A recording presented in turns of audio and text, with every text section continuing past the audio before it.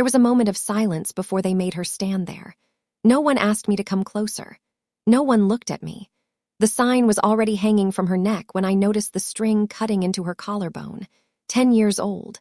Bare feet on cold tile. Everyone else spoke calmly, like this was reasonable, like this had already been decided. I was told not to interfere. I was told this was for her own good. I was told I was too emotional to understand.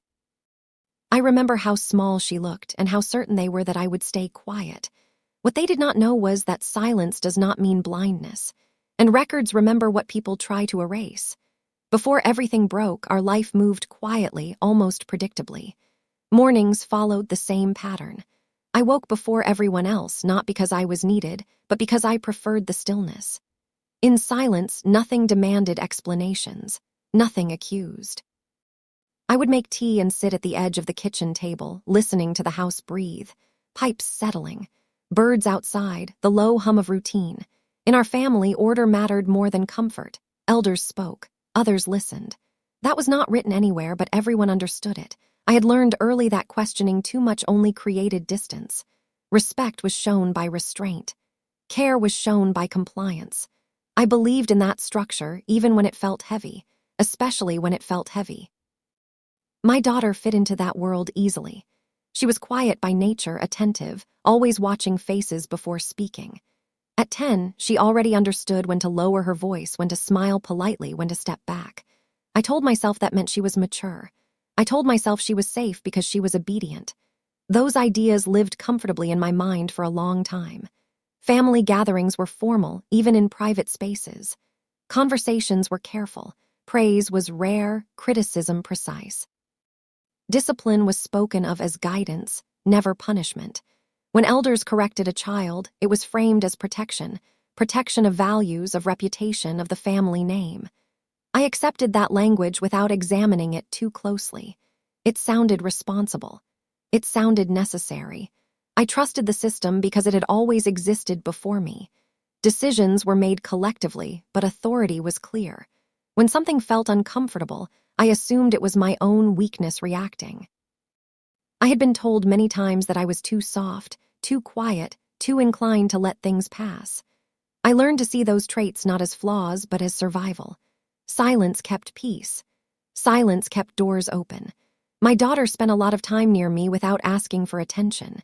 She would sit on the floor with her school books, tracing letters slowly, glancing up occasionally to check if I was watching.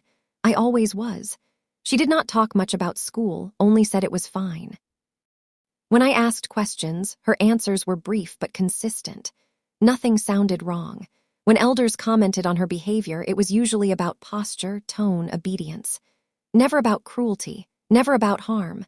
I told myself that meant she was doing well. I told myself that if something serious were wrong, it would be addressed clearly. Our family did not hide problems, I believed. We corrected them. There were rules about what stayed inside the family and what went outside. Those rules were presented as protection, too. Outsiders would not understand our values. Outsiders exaggerated. Outsiders judged. I accepted that framing because it came from people I was taught to trust, people with experience, people with authority. I rarely challenged decisions. When I disagreed, I kept it internal. I believed compromise happened quietly over time through patience. I believed that reacting emotionally weakened any position, so I watched. I listened. I stored details without labeling them as evidence. At the time, they were just observations, floating without meaning. My daughter trusted the family in the same way I did. When she was corrected, she nodded. When she was told to apologize, she did. When she was told to stay quiet, she stayed quiet. I told myself this meant she felt secure. I told myself she knew she was loved. Looking back, I see how much trust I placed in silence itself. I believed that because no one was shouting, no one was cruel. Because no one hit her, no one was harming her. Because decisions were framed as moral, they must be just. That belief allowed me to rest. It allowed me not to look too closely. In that normal world, I thought my role was simple: provide stability, avoid conflict, trust those above me to act correctly.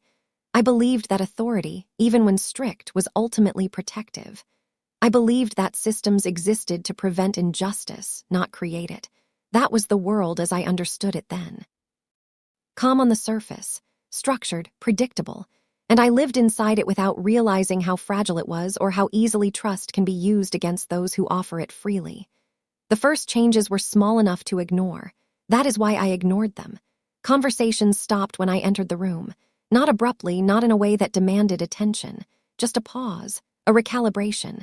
Voices lowered, eyes shifted, then someone would change the subject to something harmless. Schedules, weather, food. I noticed it, but I told myself it was coincidence. Families talk. I was not always meant to hear everything. My daughter began to hesitate before answering simple questions. Not fear exactly, more like caution. If I asked how her day was, she would look past me first, toward whoever else was nearby. Only then would she speak. Her answers were still calm, still polite, but they felt measured, like she was checking them against something invisible. When I asked if anything was wrong, she said no. She always said no. The word came quickly, too quickly. It sounded practiced. I noticed that and then immediately dismissed it. Children repeat what they are taught. That did not mean harm. That was just discipline. There were new phrases being used around the house. Words like shame and example. Not directed at anyone directly, but present, hovering. I heard them in side comments, in stories about distant relatives or neighbors. Someone would say, "Children need to learn early or they bring shame later." Another would nod. No one looked at my daughter when they said it, but I noticed that she stopped moving when those words appeared. I told myself I was being sensitive. I had always been accused of that, seeing patterns where there were none, taking things personally. I reminded myself that the elders had raised children before. They knew what they were doing. If there was a concern, it would be addressed openly. That was the belief I returned to whenever unease surfaced. One evening, I found her sitting alone in her room with the lights off. She was not crying. She was just sitting there, knees pulled in, hands folded in her lap. When I asked why the lights were off, she said she was thinking. That answer unsettled me more than tears would have. 10-year-olds are not usually careful with their thoughts. They spill them. She did not. I asked what she was thinking about. She shook her head, said it was nothing important. I accepted that even though it felt wrong. I did not press. Pressing created resistance. That was another rule I had learned. Around that time, I started noticing how often decisions were being made without me. Small ones, who she sat next to, what chores she was given, when she was allowed to speak. I was informed after the fact, always politely, always with an explanation that sounded reasonable. Structure, consistency, correction. When I raised a mild concern, it was met with reassurance. You worry too much. This is normal.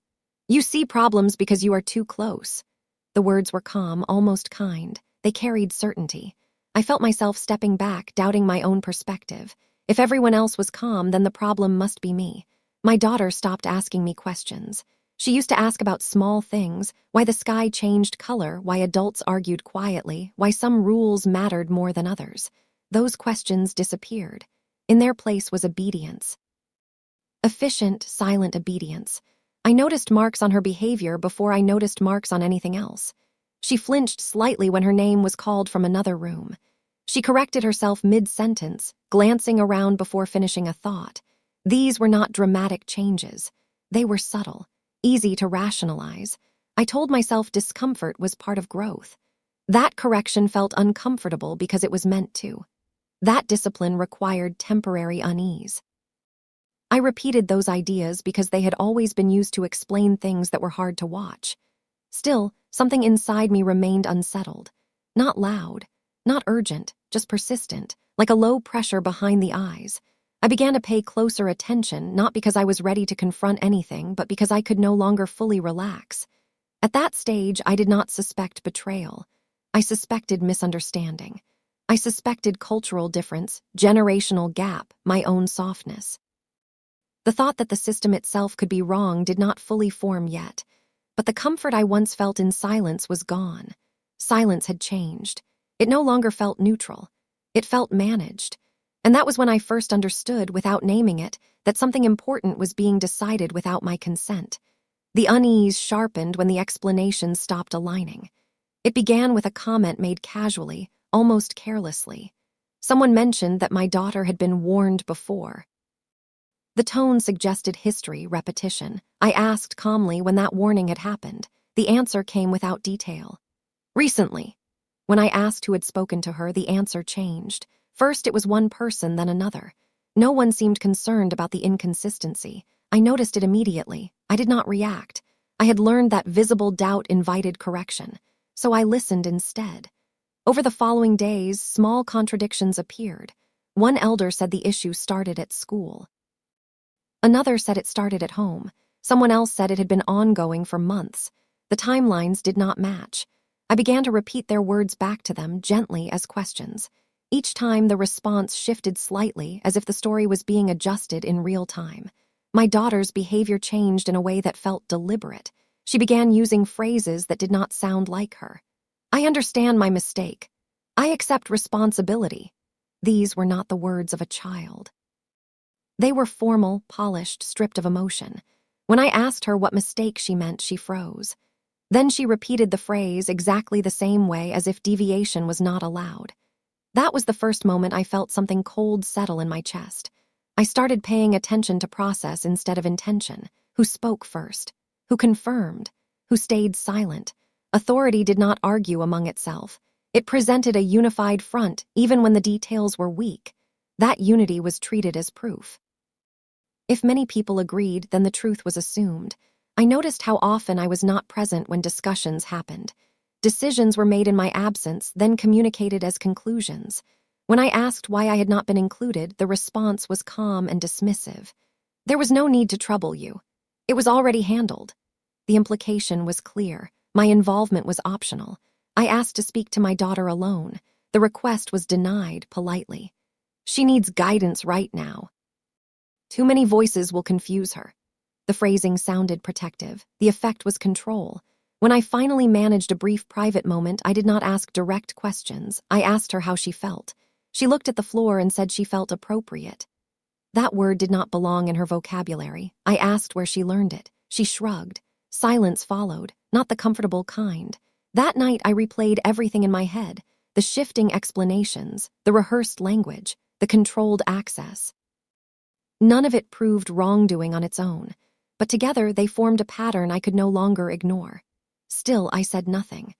I began documenting quietly, dates, who said what, when stories changed. I did not call it evidence yet. I called it memory support.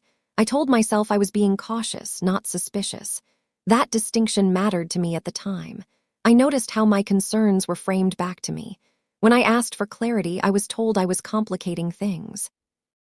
When I asked for consistency, I was told I was undermining authority. The language shifted subtly from reassurance to warning, not overt, just enough to remind me of my position. My daughter stopped looking at me when others were present. When she did look at me, her eyes searched my face quickly, then moved away.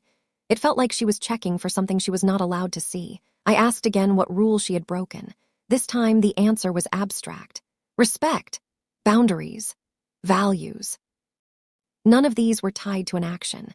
There was no specific moment, no clear event, just a moral conclusion presented as fact. That was when I understood that facts were no longer the foundation. Narrative was. I remained calm because calmness was expected of me. Any visible distress would have been interpreted as guilt by association. I watched the system close in on a child and justify itself through repetition and authority. The red flags were no longer subtle. They were everywhere. But they were woven into normality so carefully that confronting them directly felt impossible. At that point, I did not know the full shape of the betrayal. I only knew that the truth, whatever it was being managed. And I knew that once a system commits to a story, it will protect that story at any cost, even if the cost is a 10-year-old child. When I finally spoke with concern instead of curiosity, the atmosphere shifted. I did not accuse anyone. I did not raise my voice. I asked a simple question about process: why there was no clear explanation, why the details kept changing, why my daughter was being corrected for something no one could describe plainly. The room went quiet, not with uncertainty, but with irritation. I was told I was being difficult. The words were delivered evenly, almost kindly, but they carried weight. I was reminded that I had always struggled with firmness, that my tendency to observe instead of act was a weakness. Someone said I was projecting my own fears onto the situation. Another said I was confusing discipline with cruelty because I lacked experience making hard decisions. No one addressed the questions themselves. Instead, attention turned toward me. My tone, my timing, my attitude. I was asked why I could not trust the family, why I needed details when authority had already spoken. Each question implied a flaw in my character, not a gap in their explanation. I felt myself shrinking back instinctively. This was familiar territory. I had learned long ago that pushing against consensus only isolated me, so I adjusted. I softened my voice further. I agreed with parts of what they said. I acknowledged my emotional involvement.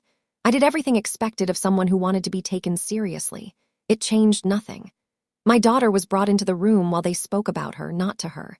She stood quietly, hands clasped, eyes lowered. When someone described her behavior, they used phrases like defiant posture and disrespectful energy. None of it matched what I had seen, but when I tried to correct those descriptions, I was interrupted. "You are too close to see clearly. You always excuse her." The message was consistent. My perspective was compromised. I watched my daughter nod along to statements that painted her as a problem, not because she agreed, but because disagreement was not an option. Her silence was interpreted as acceptance. Her stillness was called acknowledgement. Every reaction was translated to fit the narrative. When I asked her directly if she understood what was being said, someone answered for her. "She knows." That answer ended the discussion. Her voice was no longer necessary. Later, in private, I tried again. I told her she could speak freely with me. She looked scared, not relieved. She asked if she was allowed to talk. That question landed heavily. I assured her she was, but she did not respond. She stared at the floor until I stopped asking. When I brought this up, I was told I was making her anxious, that my interference was undoing progress, that children needed consistency, not conflicting messages. The implication was clear. My involvement was the problem. I began to doubt myself in ways I had not expected. I replayed my questions, wondering if they had sounded accusatory. I questioned whether my discomfort was clouding my judgment. Everyone else seemed so certain, so aligned. I was the only variable. Gaslighting does not arrive loudly. It arrives wrapped in concern. I was told they were worried about me, about my emotional state, about how this situation was affecting my objectivity. I was advised to step back, to rest, to let the elders handle it. Meanwhile, restrictions increased. My daughter was monitored more closely. Her movements were observed. Her words were corrected mid-sentence. Each correction was framed as guidance, but the cumulative effect was pressure. She became smaller in every room. I noticed how often my presence was used as an example of what not to be. Not directly, subtly. Comments about lenient parents, about children who lacked structure because someone failed to enforce rules. I knew those comments were meant for me. I also knew responding would only confirm their assessment, so I stayed quiet. Inside, something was breaking, not explosively, gradually. The belief that authority was inherently protective eroded piece by piece. I saw how easily certainty replaced truth, how consensus silenced contradiction, how concern could be weaponized. My daughter began apologizing without being prompted, for existing, for breathing too loudly, for taking up space. Each apology felt like an accusation against me.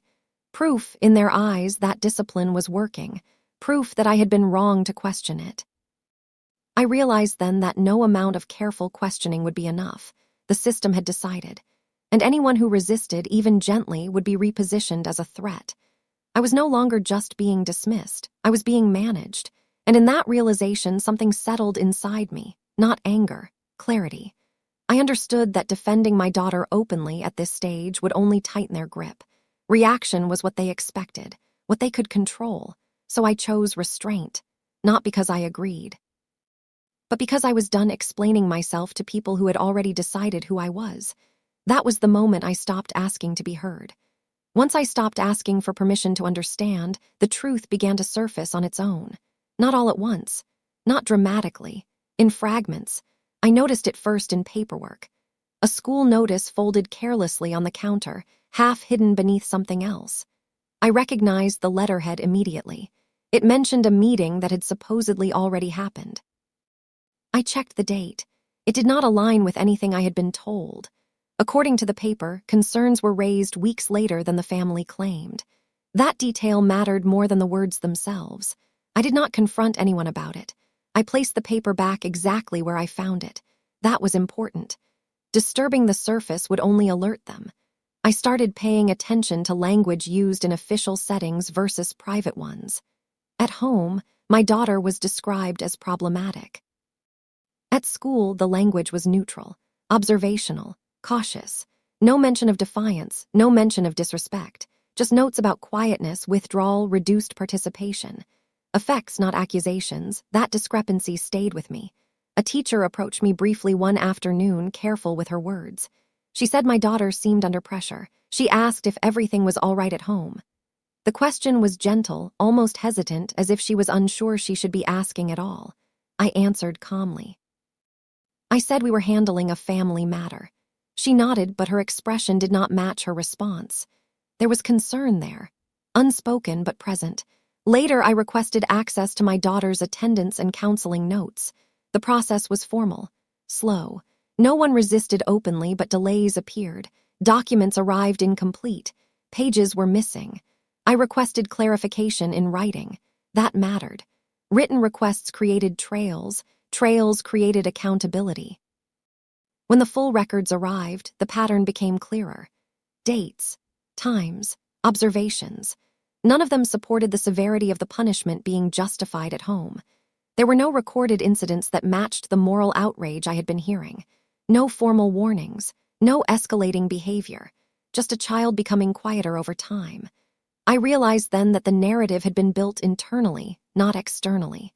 The family had filled in gaps with assumptions, then treated those assumptions as fact. Once accepted, they no longer required evidence. A neighbor mentioned seeing my daughter standing alone in the courtyard earlier than usual, supervised but not accompanied. The comment was casual. She looked embarrassed, they said, without knowing why. That word lodged itself in my mind. Embarrassment implied an audience, a display.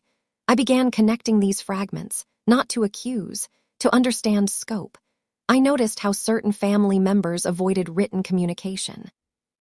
Instructions were delivered verbally, never documented. Decisions were explained, not recorded. That absence was intentional. Systems remember. Conversations can be denied. I began keeping my own records, dates of conversations, who was present, exact phrasing when possible. I did not interpret. I did not add emotion. I wrote only what was said and when. At the time, it felt excessive. Later, it felt necessary. One evening, I found a message on a shared device that had not been deleted properly. It referenced making an example. Not cruelty, not correction. Example, the wording was deliberate. The goal was not improvement. It was demonstration. That was when the shape of the betrayal became unmistakable. This was never about my daughter's behavior.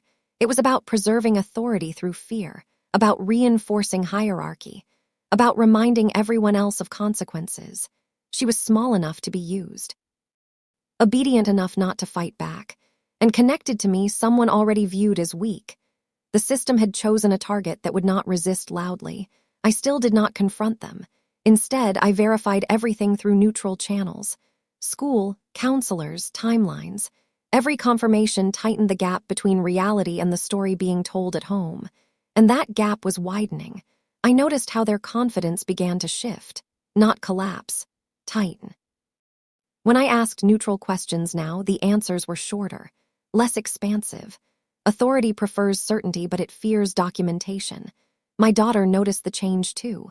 She did not know the details, but she sensed movement, systems shifting quietly around her.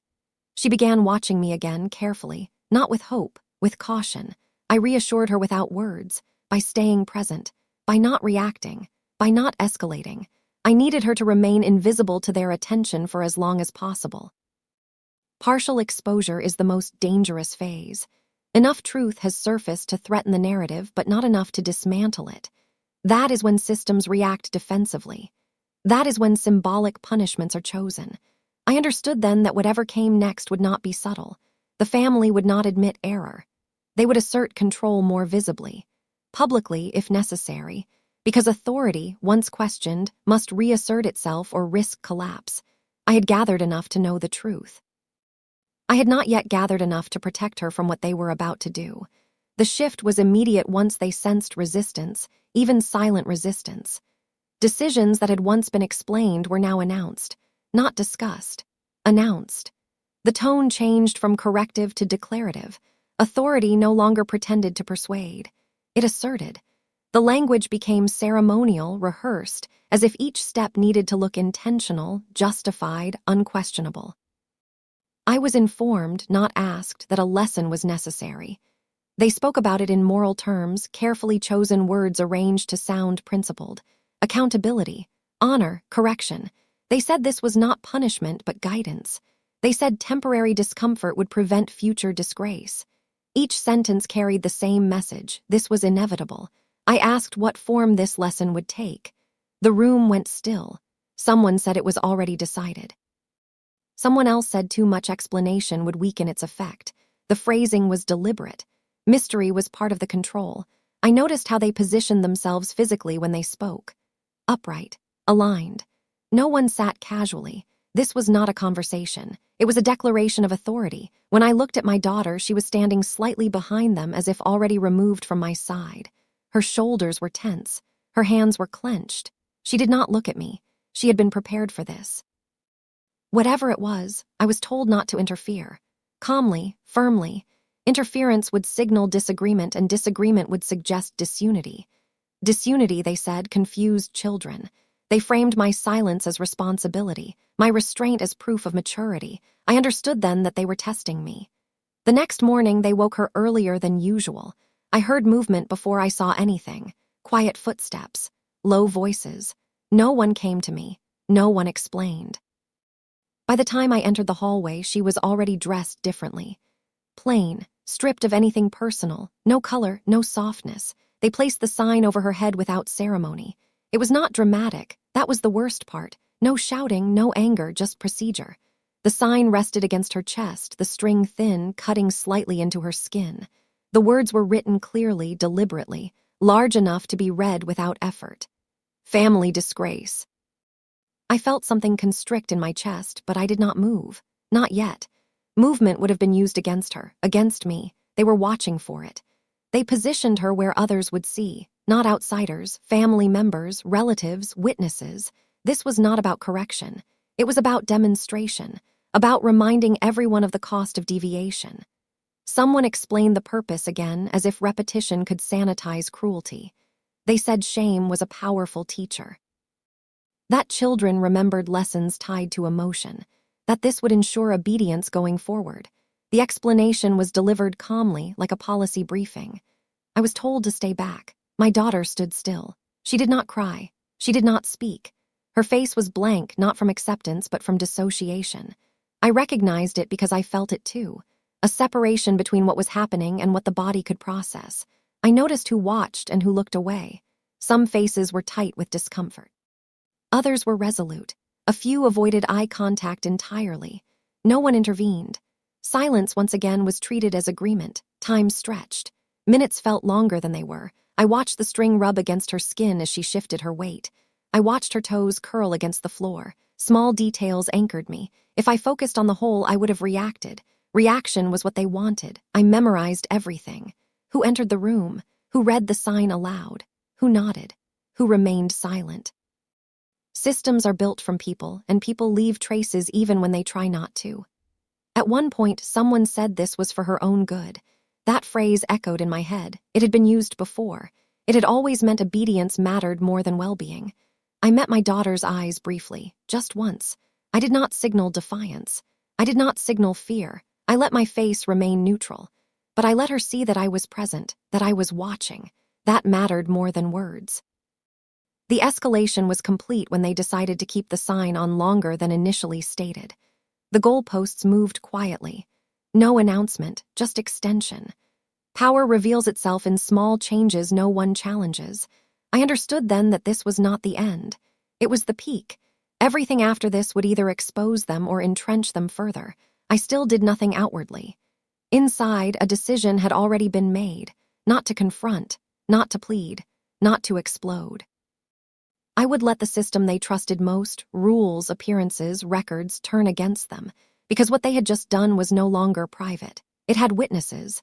It had timing. It had intent. And once something like this enters the record, even informally, it cannot be erased. After they removed the sign, nothing was said about what had happened. That silence was intentional. Speaking about it would have required justification. Justification invited scrutiny. Instead, they behaved as if the lesson had been delivered and absorbed, as if the event no longer required acknowledgement. My daughter was instructed to return to her routine. Eat, study, obey. The sign was gone, but its weight remained. I watched her carefully in the hours that followed.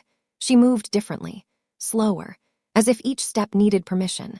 When someone spoke to her, she responded immediately, even if she had not been addressed. Anticipation had replaced presence.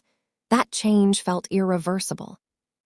Something in me reached its limit then, not in the way people imagine breaking points. There was no surge of anger, no urge to shout.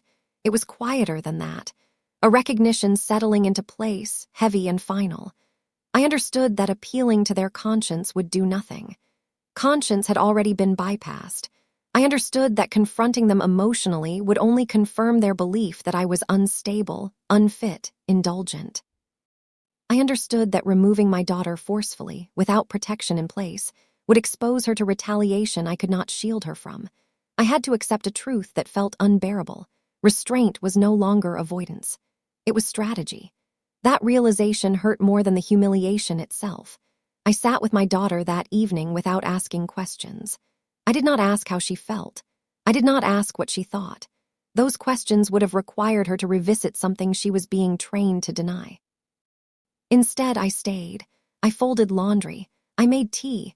Ordinary actions performed deliberately to reintroduce normality without demanding response. She watched me from the corner of the room, not with trust, with assessment. She was checking whether I was safe to exist near. That nearly broke me. I wanted to tell her that what happened was wrong, that it should never have happened, that none of it was her fault, but words can be repeated. Words can be twisted. Words can be used as evidence against a child. Silence in that moment was protection. I communicated differently. I made sure she ate without being rushed. I made sure she slept without interruption. I positioned myself between her and the rest of the house whenever I could, casually, without drawing attention. These were small acts, invisible acts, but they were the only ones available. Inside, I began preparing for separation. Not physical separation yet. Psychological separation. I stopped seeking validation from the family. I stopped expecting fairness. I stopped assuming shared values. That internal shift was painful but necessary. Once I accepted that the system was capable of cruelty, I could stop being surprised by it. I reviewed everything I had documented so far: dates, names, witnesses. I noted where authority had overreached, where procedures had been invented, where punishment exceeded any stated rule. I did not add interpretation. I did not label it abuse. Labels invite debate, facts do not. There was a moment late at night when the weight of it all pressed down hard enough that I had to sit on the floor to breathe. The image of the sign returned uninvited, the way it rested against her chest, the way no one stopped it, the way I had stood still. I allowed myself that moment privately. Grief, guilt, rage, all of it contained. I let it exist without action. Emotion, unacted upon, can be endured. Reaction would have cost too much. By morning, the resolve had settled fully. I accepted that there would be no apology, no acknowledgement, no admission. The family would move forward as if they had done something necessary. If challenged, they would justify. If exposed, they would deny intent. That was predictable. What they had not anticipated was patience. I did not need them to agree with me. I did not need them to confess. I needed only for their actions to intersect with systems that did not rely on family loyalty. Schools, counselors, records, neutral observers who asked different questions and documented answers. I had reached the point where protecting my daughter meant relinquishing any hope of internal resolution. That was the breaking point. The moment when loyalty to a system died quietly and permanently. From then on, my restraint was no longer interpreted as submission, even by myself.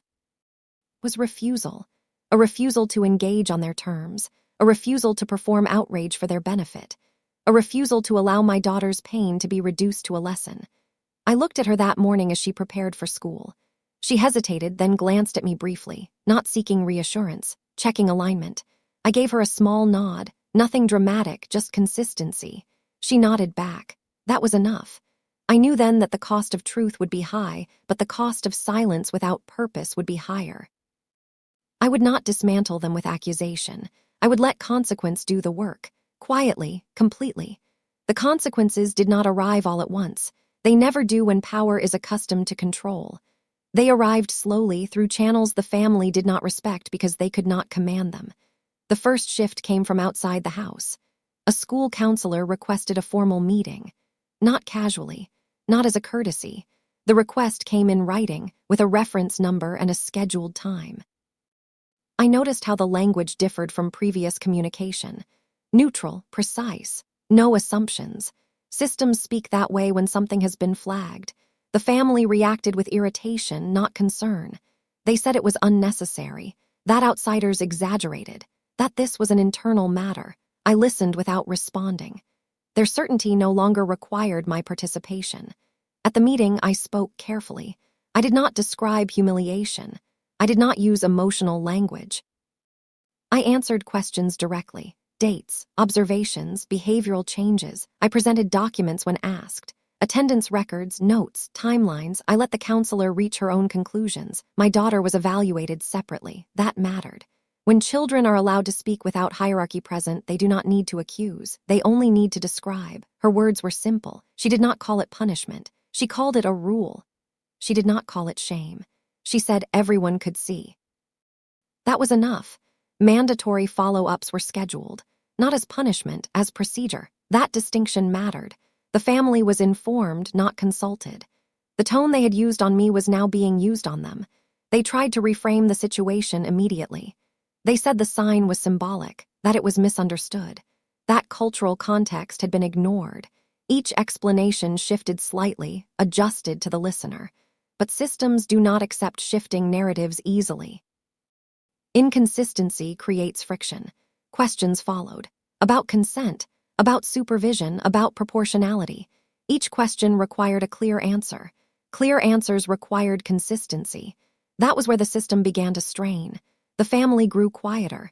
They stopped speaking in moral language and started speaking in legal language, not openly. But I heard it in the way questions were asked, in the sudden interest in policies, in the concern about documentation. Authority that relies on dominance becomes careful when records are involved. I noticed how certain members avoided meetings entirely. Absence is also recorded. My daughter was no longer disciplined publicly. That stopped immediately. Not because they recognized harm, but because visibility now carried risk. The system had shifted. They felt it. There was no confrontation at home, no apology, no acknowledgement. Instead, there was distance. Conversations became polite, clipped. Decisions were no longer announced. They were delayed, deferred. Authority had lost its momentum. I watched this without satisfaction. Consequences are not satisfying when they come quietly. They do not feel like justice. They feel like gravity, unavoidable, impersonal, slow. An external report was filed, not dramatic, just factual. It did not accuse. It documented. That document would exist long after the family's explanations faded. It would be accessible to people who asked different questions, people who did not care about hierarchy. The family tried once to regain control. They suggested that my involvement had caused unnecessary exposure, that if I had trusted them, outsiders would not be involved. I did not respond. That argument only works when shame is effective. It was not anymore. My daughter's demeanor changed gradually. She did not return to who she was before. That child was gone. But she stopped apologizing for existing. She began sleeping through the night. Small changes, important ones. I made no public statements. I did not correct anyone's version of events. Letting them speak freely only added to the record of inconsistency. Silence, once again, did the work. Over time, the family's certainty dissolved into defensiveness. They were not punished. They were not exposed publicly, but their authority narrowed. Decisions that once went unquestioned were now examined. That was the consequence they feared most. No one admitted wrongdoing. That did not matter. What mattered was that the system they had relied on to protect them silence, loyalty, internal resolution, had been replaced by one that did not answer to them. They could no longer shape the outcome through narrative alone. I watched this unfold without intervening, not because I was indifferent, but because interference would have turned consequence into conflict. Conflict invites sympathy for the powerful. Consequence does not. My daughter remained close to me during that time, not clinging, just present. She began asking small questions again about ordinary things. The return of curiosity was the clearest sign of safety. The truth did not destroy the family, it redefined it. And in that redefinition, authority lost its absolute form. It became conditional, watched, limited. That was enough. Nothing ended cleanly. There was no meeting where everything was acknowledged. No moment where someone said the words that were owed. Life simply adjusted around the damage and pretended that adjustment was resolution. My daughter was no longer singled out. That was the visible change. No signs, no public lessons, no symbolic discipline. But no one explained the shift to her. The absence of harm was treated as generosity, not correction. She learned quickly not to expect clarity from people who avoided it. The family moved on by not speaking about what had happened. They spoke instead about normal things. Schedules, obligations, future plans. The past was sealed off, not healed. Silence returned, but it was different now. It was cautious. Aware of witnesses, aware of records, I did not challenge that silence. There was no victory in doing so. Exposure had already done what confrontation could not. Authority had limits now, not moral limits, practical ones. That was the only kind that mattered. My daughter never asked why it happened. She asked why people were quiet around her. I told her that sometimes adults protect their pride more than their children. I did not say names. I did not assign villains. She did not need that burden. She nodded like someone filing information for later. We did not return to the life we had before. That life depended on trust that no longer existed. Instead, we built something smaller, more careful, fewer assumptions, more space between silence and obedience. She began choosing where to sit, when to speak. When not to, those choices mattered. They were hers again. I am still quiet. That did not change. But my silence no longer serves authority by default. It serves observation, memory, protection. Some damage does not announce itself, it settles. It becomes part of how a child understands the world. I cannot undo that. I can only ensure it is not repeated, not excused, not framed as love. No one was punished publicly. No one was shamed. That absence may look like failure from the outside. It is not. The truth exists now in places that cannot be pressured, in records, in professional notes, in witnesses who saw enough to remember, and in a child who learned too early that dignity can be taken quietly, but also that it can be defended without noise. That is where the story ends, not with justice, with containment.